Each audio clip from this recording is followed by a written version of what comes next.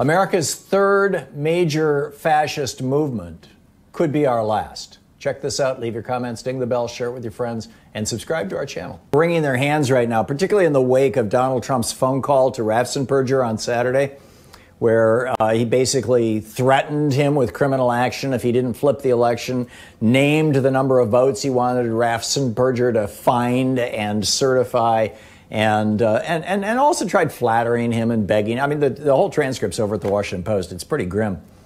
And, you know, prior to this coming out, there were a dozen senators, Republicans all, of course, who were saying, we're going to challenge the vote on January 6th, you know, just 3 days hence. 2 days hence. We're going to challenge the vote, and we're on Donald's side here. Or at the very least, we think that this fraud should be investigated. You know, Ted Cruz coming out saying, well, yeah, but between now and swearing in day, we have plenty of time. We can do it and investigate. Right. So people are like, you know, what's going to happen to these people and why are they doing this? And you know, the main excuse that I've heard, and I've probably heard this 100 times over the last couple of days on various news channels on TV, is that these people are doing this because they're afraid of Donald Trump. They're afraid that they're going to get primaried.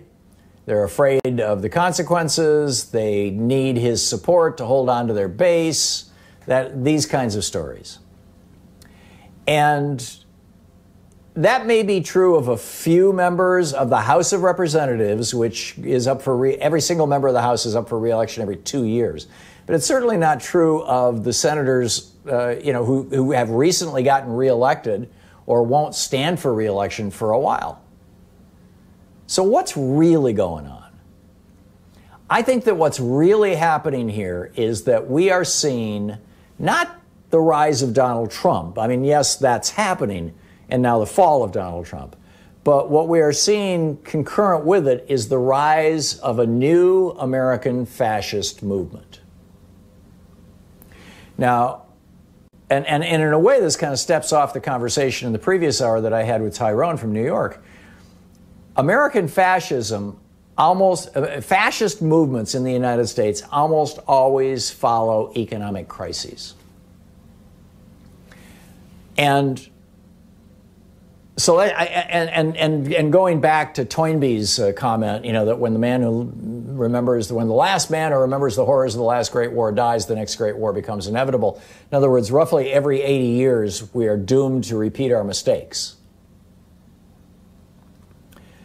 You know, just consider, if fascism is the merger of state and government combined with basically police-state tactics, that is what was happening here in the colonies in North America in the 1760s and 1770s. The East India Company controlled all our commerce. The Brits enforced that with a brutal rule of law. And, you know, as large chunks of the East India Company were owned by members of Parliament, the East India Company, by and large, owned the members of Parliament. They got what they wanted. That led right to the Boston Tea Party, the Stamp Act, all that kind of stuff. Right? The Tea Act, the Stamp Act, the Boston Ports Act. So, number one, we had a fascist regime operating in North America that the founders overthrew. That was the British. So then in the Deep South, a new fascist regime emerged, founded and centered around large plantations, where the plantation owners, over about a 40, 50-year period leading up to the 1840s, 1850s, I lay all this out in my book on oligarchy, which will be out in just a couple of weeks, The Hidden History of Oligarchy.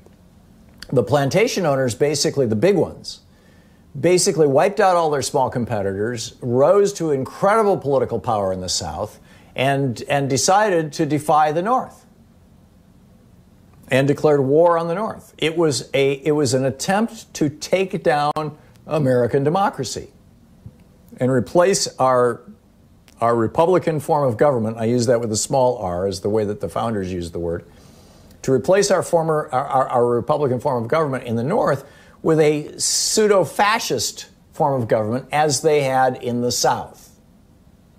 Abraham Lincoln defeated that effort ultimately in 1864, I think the Civil War ended, and or 65, and that was the end of that.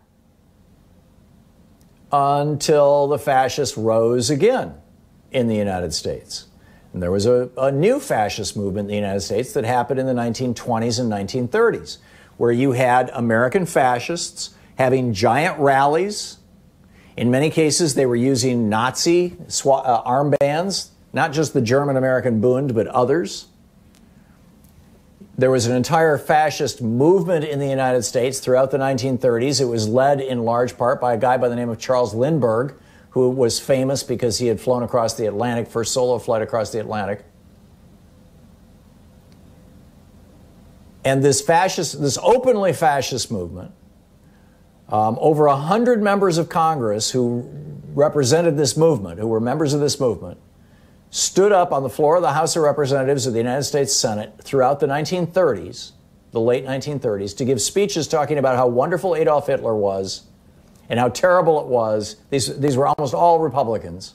I've read some of these to you. Rick Stout compiled these speeches into a book called The Illustrious Dunderheads. He was the best-selling author in the world in the 1950s when this came out. He created Nero Wolfe, the fictional detective. And he compiled them into this book.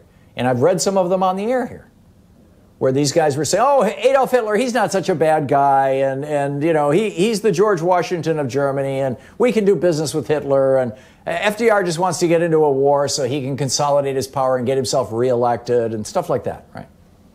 So we had the second fascist movement in the United States that was openly fascist in the 1930s.